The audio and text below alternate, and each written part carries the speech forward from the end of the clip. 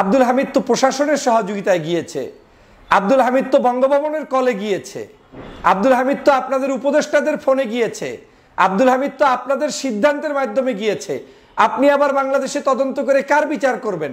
জনগণের সাথে এই সকল প্রতারণা, এই সকল রহস্যময় কথাবার্তা বলার দরকার কি আছে আপনাদের?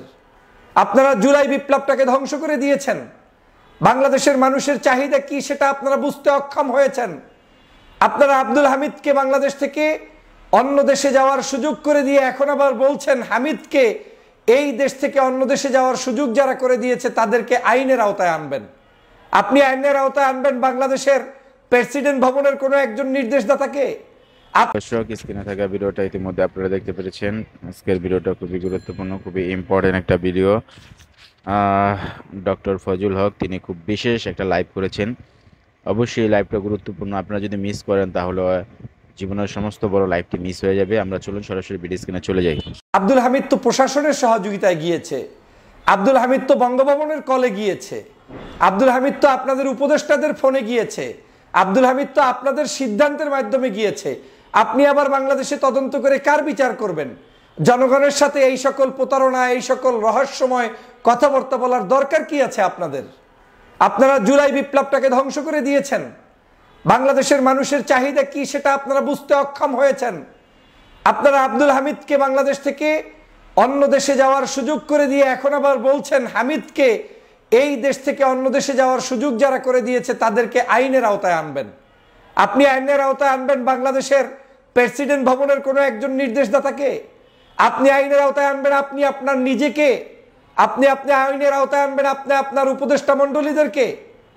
কি সব কথা বলে, কি আজগুবি মন্তব্য করছেন আপনারা। একজন সাবেক প্রেসিডেন্ট বাংলাদেশ থেকে যাচ্ছে, এটা আবার আপনাকে তদন্ত করে তারপরে নিশ্চিত হতে হবে কে অর্ডার দিয়েছে কে দেয়নি। আহাম্মক মনে করেছেন আমাদেরকে।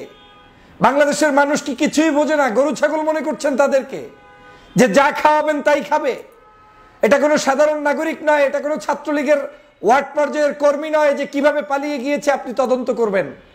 বাংলাদেশের সর্বোচ্চ এই আওয়ামী লীগের আমলে সবচেয়ে বেশি সময় ধরে যেই ব্যক্তি প্রেসিডেন্ট ছিলেন সেই আব্দুল হামিদ, একজন যিনি খুনের আসামি, তিনি পালিয়ে গিয়েছেন। আর আপনি বলছেন কারা পালিয়ে গিয়েছে, কিভাবে পালিয়ে গিয়েছে, এর প্রত্যেককে আইনের আওতায় আনা হবে। আপনি কাকে আইনের আওতায় আনবেন? ধান্দাবাজির একটা সীমানা থাকা দরকার। বাংলাদেশের জনগণের সাথে প্রতারণার একটা সীমানা থাকা দরকার। জনগণ 2000 মানুষের রক্তের বিনিময়ে জুলাই বিপ্লব সাধিত করেছে। এখন পর্যন্ত 50,000-এর অধিক মানুষ আহত, যাদের চিকিৎসা হচ্ছে না ঠিক মতো।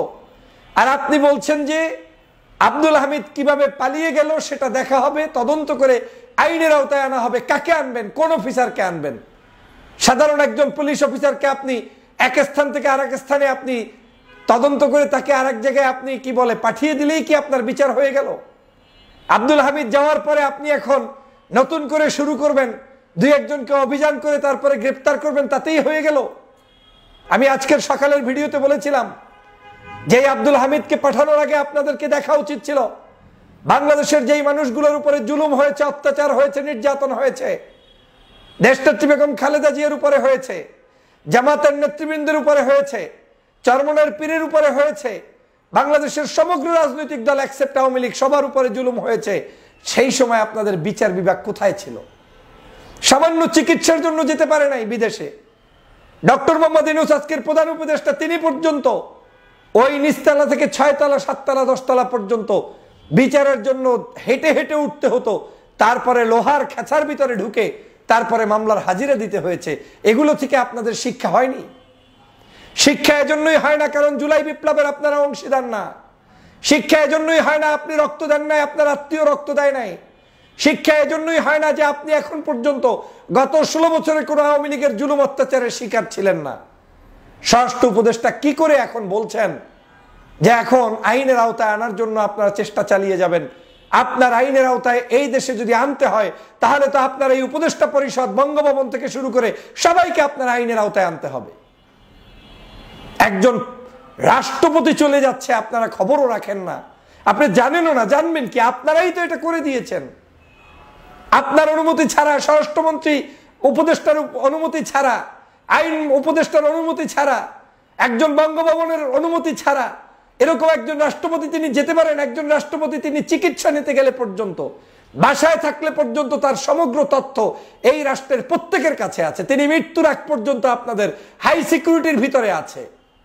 তো যেই লোকটি সিকিউরিটির মধ্যে 24 ঘন্টা চলাফেরা করছে, তাকে আপনার এয়ারপোর্ট থেকে বিদায় দিচ্ছেন আর বলছেন আমরা কারা বিদায় দিয়েছে জানি না, তাদেরকে বিচারের আওতায় আনবেন। এই সকল তামাশা বন্ধ করা উচিত, এই সকল ধৃষ্টতাপূর্ণ আচরণ বন্ধ করা উচিত। জনগণের মধ্যে নতুন করে আমার মনে হচ্ছে যে একটি দেশ একটু ঠান্ডা ছিল, পরিস্থিতি একটু সুষ্ঠু ধারায় যাওয়া ধরছিল, সেটার মধ্যে আবার কার কোন কারণে ষড়যন্ত্রের অংশ হিসেবে এই আব্দুল হামিদকে আপনারা এখন আবার দেশ ত্যাগ করালেন।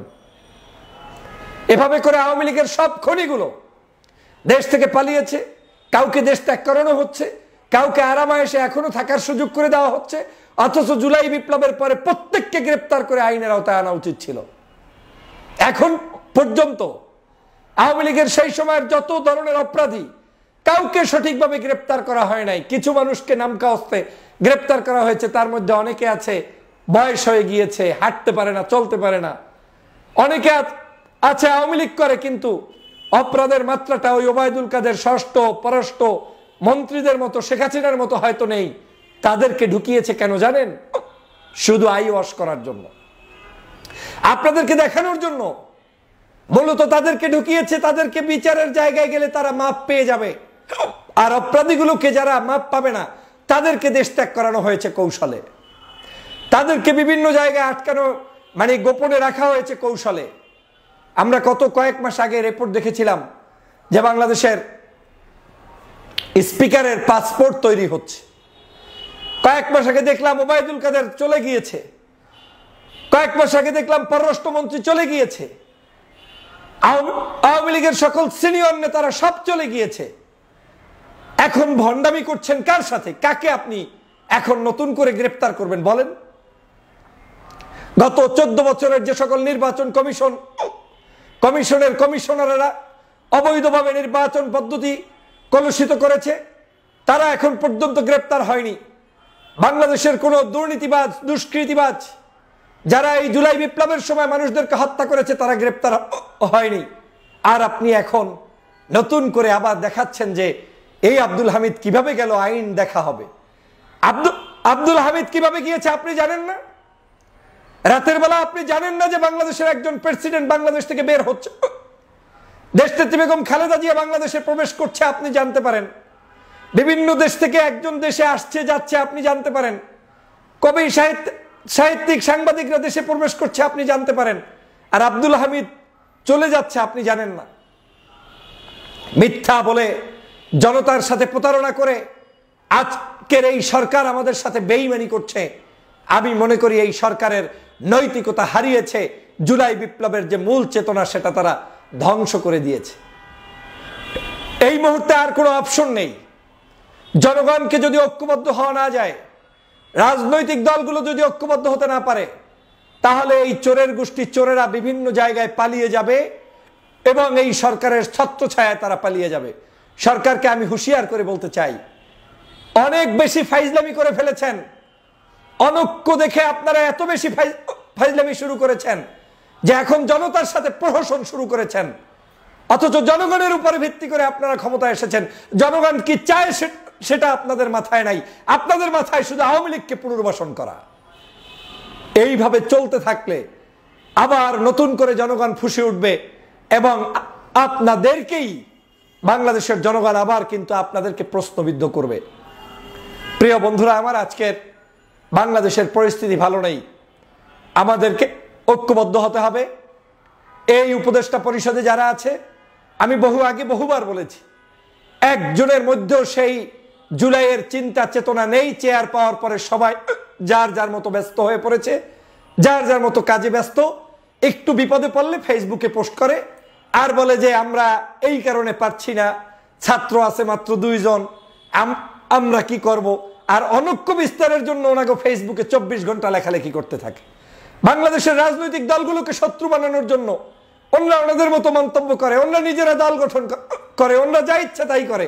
আর যখনই বিপদে পড়ে তখন বলে যে আমরা কিছু জানি না, আমরা ছাত্র মানুষ, আমরা মাত্র 2 জন। আপনারা 2 জন পদত্যাগ করে বের হয়ে যান, রাস্তায় নেমে আসুন, তারপরে মানুষের কাতারে দাঁড়িয়ে সরকারের বিচার চান। যারা যারা অপরাধী তাদেরকে গ্রেপ্তার করতে সবাই নেমে আসুন। আপনাকে ওখানে থেকে করতে বলছে কে যদি কিছু করতে না পারেন।